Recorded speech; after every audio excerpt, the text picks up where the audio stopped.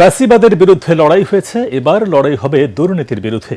জাতীয় সমাবেশে এমন ঘোষণা দিয়ে জামায়াতের আমির ডাক্তার শফিকুর রহমান বলেছেন, তারুণ্যের ঐক্যবদ্ধ শক্তিতে সেই লড়াইয়েও বিজয় আসবে। সমাবেশে বক্তব্য দিতে গিয়ে অসুস্থ হয়ে পড়েন জামায়াতের আমির। বক্তব্য দিতে গিয়ে কয়েকবার বসে পড়েন তিনি, পরে বসেই বক্তব্য শেষ করেন ডাক্তার শফিকুর রহমান। আমি বলি আরেকটা লড়াই হবে ইনশাআল্লাহ। একটা লড়াই হয়েছে ফ্যাসিবাদের বিরুদ্ধে, আরেকটা লড়াই হবে দুর্নীতির বিরুদ্ধে ইনশাআল্লাহ। এই দুর্নীতির মূল উৎপাটন করার জন্য যা দরকার, আমরা তারুণ্য এবং যৌবনের শক্তিকে একত্রিত করে সেই লড়াইয়েও ইনশাআল্লাহ বিজয় লাভ করব। জামাতে ইসলামী যে দুর্নীতিমুক্ত সমাজ গড়বে তার প্রমাণ কি? তার প্রথম প্রমাণ হচ্ছে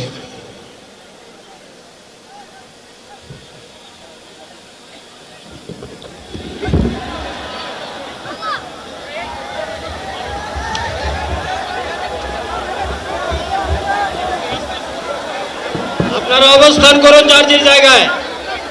আপনাদের সব কিছু দেখার সঙ্গে পরিবর্তন করবেন না, সবাই জায়গায় থাকেন। সম্মানিত ভাইয়েরা, আপনারা শান্ত থাকুন। আল্লাহ রাব্বুল আলামিনের রসের মেহমানিতে সদরে মাহদিল মুহতারাম আমির জামাত ও চিরাই সুস্থ হয়ে যাবেন ইনশাআল্লাহ। আমি আল্লাহ তাআলার শুকরিয়া আদায় করি, আল্লাহ তাআলার শুকরিয়া আদায় করি আবার আপনাদের সামনে দাঁড়াতে পেরেছি। আমি বলেছিলাম দুর্নীতিমুক্ত বাংলাদেশ ইনশাআল্লাহ সবাইকে নিয়ে আমরা গড়ব। আমরা কথা দিচ্ছি, বাংলাদেশ জামাত ইসলামী যদি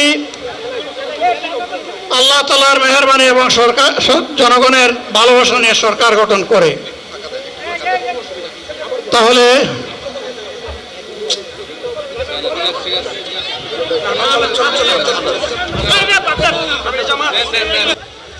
2006 সালের 28 অক্টোবর থেকে শুরু করে পল্টন গণহত্যা, শাপলা গণহত্যা, সারা দেশের গণহত্যা, পিলখানার গণহত্যা, 24-এর গণহত্যা, এই গণহত্যা যারা করেছে তাদের সকলের বিচার বাংলাদেশের মাটিতে নিশ্চিত করতে হবে।